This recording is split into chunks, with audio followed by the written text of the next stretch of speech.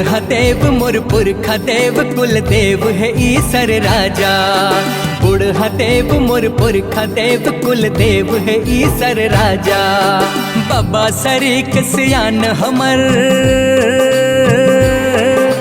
बाबा सरीक सियान हमर तोरे गाँव गाँव माँ बासा। बुढ़हदेव मोर पुरखा देव कुल देव है ईसर राजा। बुढ़हदेव मोर पुरखा देव कुल देव है ईसर राजा।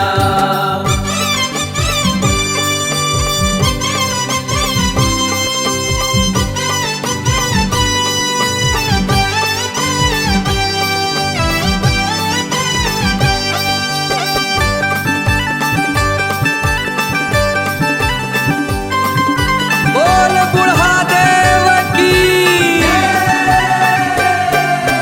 गाँव गाँव मसियानी चलते तोर प्रसादे। सुख शांति रखवारी बर ठाकुर देव बिराजे।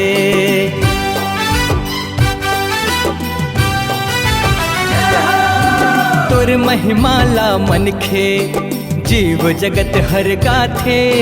तोर से 36 के माटी मान लपाथे। निस दिन सुख समृद्धि बर,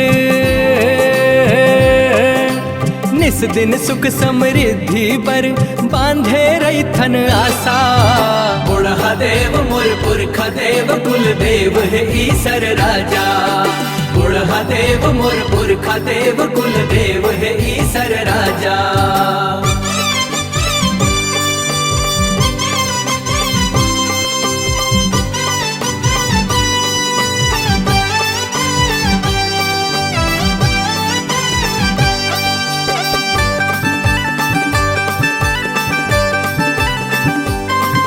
बोल बुढ़ादेव की।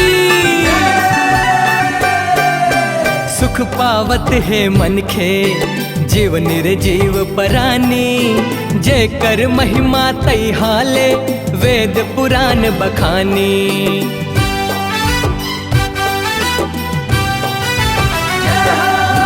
छत्तीसगढ़िया मनबर गर्भ गुमान चिन्हारी। निस दिन हुलसावत रहे छत्तीसगढ़ महतारी। पुरखौती ले डहर डहर, पुरखौती ले डहर डहर हमया प्रीत के भाखा। बुढ़हदेव मोर पुरखा देव कुल देव है ईसर राजा। बुढ़हदेव मोर पुरखा देव कुल देव है ईसर राजा। बाबा सरीक सियान हमर, बाबा सरीक सियान हमर तोरे गाँव गाँव माँ बासा। बुढ़हदेव मोर पुरखा देव कुल देव है ईसर राजा। बुढ़हदेव मोर पुरखा देव कुल देव है ईसर राजा। बुढ़हदेव मोर पुरखा देव कुल देव है ईसर राजा। बुढ़हदेव मोर पुरखा देव कुल देव है ईसर राजा। बुढ़हदेव मोर पुरखा देव कुल देव है ईसर राजा।